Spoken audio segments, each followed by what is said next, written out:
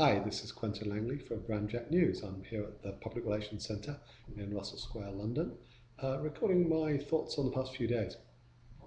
Interesting one. Last week, at the weekend actually, U2, the group at Glastonbury, was interrupted by some tax protesters, which is an interesting thought. I'm not usually a great fan of these tax protesters who think that other people should be paying more tax. But in the case of Bono, I might make an exception. Bono seems very wedded to the idea that the rest of us should be paying more taxes to support development in the third world, which is certainly a noble cause and one to which I contribute personally through sponsoring a girl in India.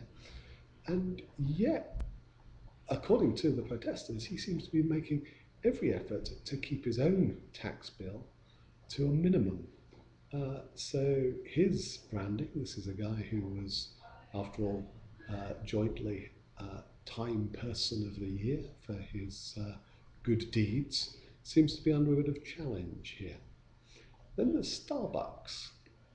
Starbucks, obviously very progressive, trendy coffee chain, coming under fire from a customer who alleges homophobic rant by a Starbucks manager against an employee she was in the process of dismissing, which raises a number of issues.